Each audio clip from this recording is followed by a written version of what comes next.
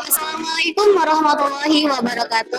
Kami dari kelompok 3 akan melakukan uji protein, karbohidrat, dan lemak. Selamat menyaksikan. Halo sahabat UTE, aku akan menjelaskan uji karbohidrat.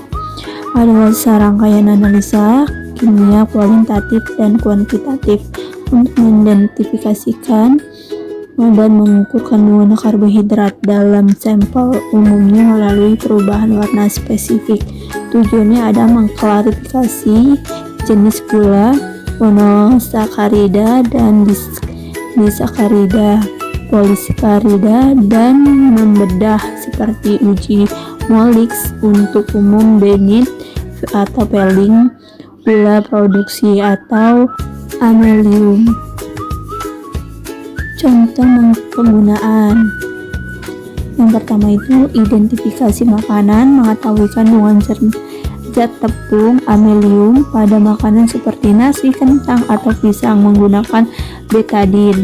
Dan untuk yang kedua itu biokimia dan kesehatan, menganalisis kadar gula darah, glukosa, atau menguji adanya gula produksi dalam urin.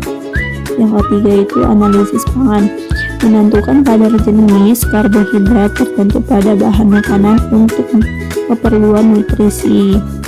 Dan ada beberapa perubahan warna positif seperti uji Molix, terbentuknya cincin merah ungu, indikator karbohidrat umum.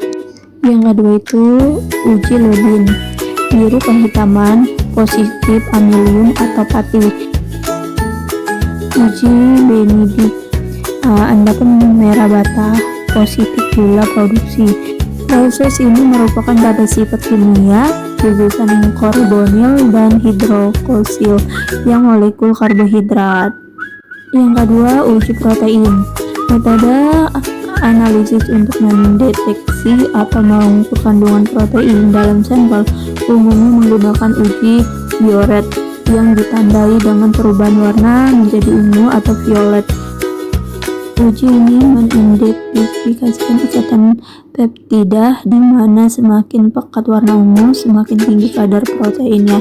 Selain Biuret, uji Nidirin dan Axtoprotein juga menggunakan untuk identifikasi spesifik.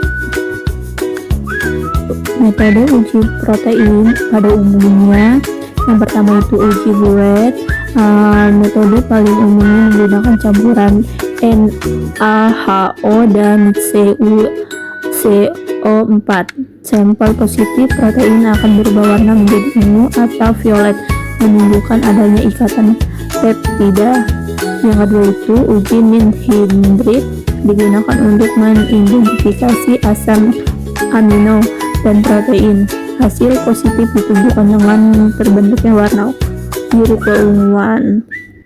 Sedangkan uji yang terakhir itu Axtoprotein, menunjukkan adanya asam amino dengan inti benzena seperti tirosin, triptofan, dan fenilanin. Hasil positif ditandai dengan perubahan warna menjadi kuning yang menjadi oranye setelah penambahan basa kuat. Beberapa hasil contoh dari uji pada bahan makanan yaitu positif protein seperti telur, tempe, tahu, kacang tanah, susu, kedelai, roti, keju. Sedangkan yang negatif protein itu brokoli rebus. Dan penerapan uji protein ada dua, seperti analisis makanan yang mengidentifikasi kandungan protein dalam bahan makanan, misalnya menggunakan uji Biuret. Dan yang terakhir itu analisis medis, uji protein dalam urin untuk memantau fungsi ginjal. terakhir itu uji lemak adalah metode untuk mengidentifikasi atau mengukur kandungan lemak dalam bahan pangan, umumnya menggunakan kertas buram. Uji kualitas sederhana yang akan menjadi transparan jika terdampak lemak. Metode lebih lanjut melibatkan ekstraksi asam atau penyambunan. Metode uji lemak sederhana, kita menggunakan kertas coklat atau buram. Caranya, oleskan bahan makanan kertas, coklat atau kertas buram. Jika hasil kertas transparan, meninggalkan noda transparan setelah dikeringkan, bahan tersebut mengandung lemak. Contohnya kemiri, minyak kelapa, mentega, dan santan akan membuat kertas transparan, sedangkan air tidak. Menganalisis laboratorium, analisis lemak. Metode solid, metode ekstraksi langsung menggunakan pelarut organik seperti petroleu, enter, atau benzena untuk mengukur jumlah total lemak dalam sampel padat.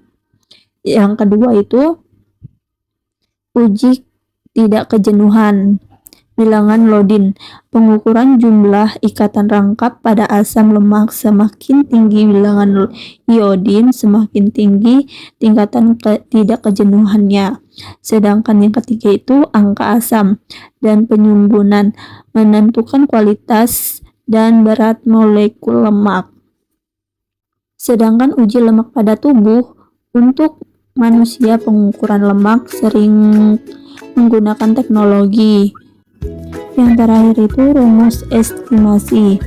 Pada estimasi menggunakan indeks massa tubuh dengan rumusan yang berbeda antara pria dan wanita.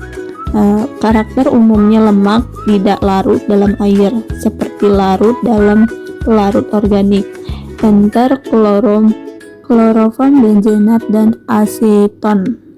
Seperti itu semuanya sahabat UT penjelasan dari uji lemak, protein, dan karbohidrat, pengertiannya. Saya dari kelompok 3 beserta teman-teman saya akan praktikum tentang uji karbohidrat, protein, dan lemak.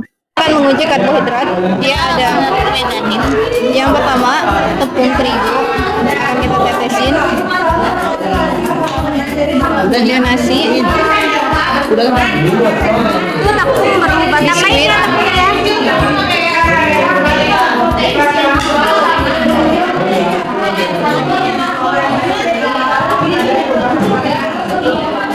kuning telur, sudah akan kita tunggu untuk beberapa detik. Baik, bisa kita lihat bahan yang mengandung karbohidrat. Yang pertama ada tepung, biskuit, kemudian nasi, dia berubah menjadi warna ungu, sama pisang. Sedangkan untuk kuning telur, putih telur, tempe, dan tahu dia tidak mengandung karbohidrat. Baik, sekarang kita akan menguji protein, yaitu bahannya ada daging, apel, pisang, telur, bulu ayam, tahu, tempe. Akan kita uji menggunakan lilin. Dari bulu ayam kita akan bakar ujungnya. Oke, baunya sudah kecium.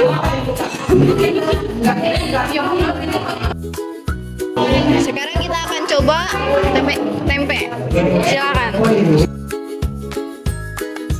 Apakah baunya akan sama seperti bulu ayam saat dibakar?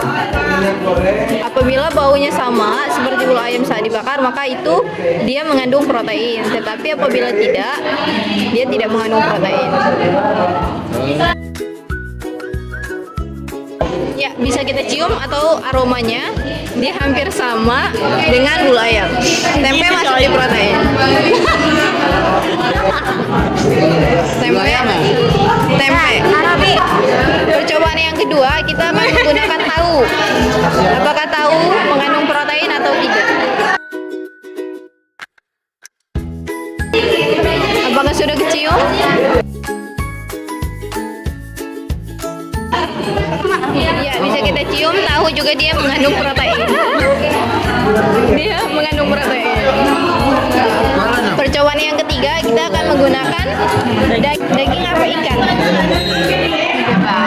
Itu aja yang berubah. Biasanya nunggu. Mari kita uji.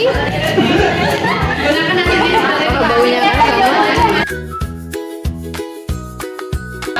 Ya, bisa kita cium wanginya sama. Berarti ayam dia mengandung protein. Ya, berarti ayam. Kemudian percobaan selanjutnya kita menggunakan apel. Apakah apel mengandung protein atau tidak?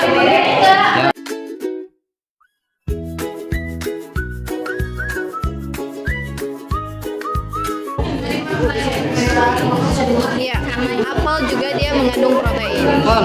Kemudian selanjutnya kita menggunakan pisang.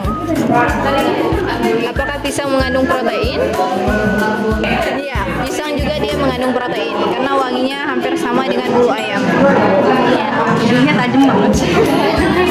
Sekarang kita akan menggunakan putih telur. Apakah putih telur mengandung protein? Pasti.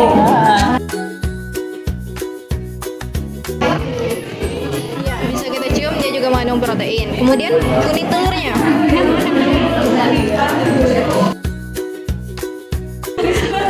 Iya, bisa kita cium aromanya. Kuning telur juga mengandung protein.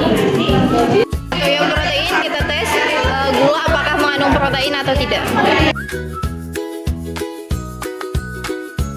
Baik, bisa kita lihat untuk gula dia tidak mengandung protein. Karena dia tidak. Oke. Selanjutnya kita akan menguji kandungan lemak. Apakah beberapa bahan makanan ini mengandung lemak atau tidak? Kita akan menguji menggunakan kertas berwarna coklat. Kertasnya yang satu kita kasih air dan yang satu kita kasih minyak. Kita jemur dulu di cahaya. Kita akan tunggu dulu.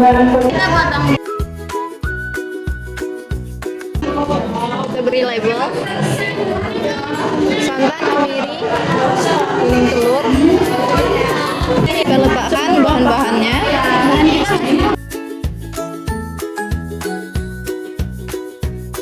Kemiri, santan, apel.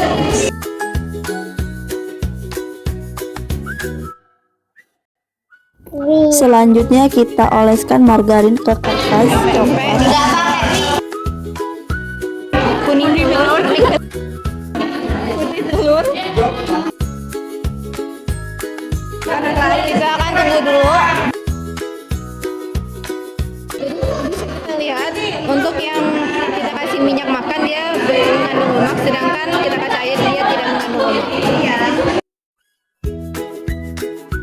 Setelah 10 menit kita amati, bisa kita lihat kemiri dia mengandung lemak, santan mengandung lemak, margarin mengandung lemak, kuning telur mengandung lemak, putih telur mengandung lemak, sedangkan tempe sama buah dia tidak mengandung lemak.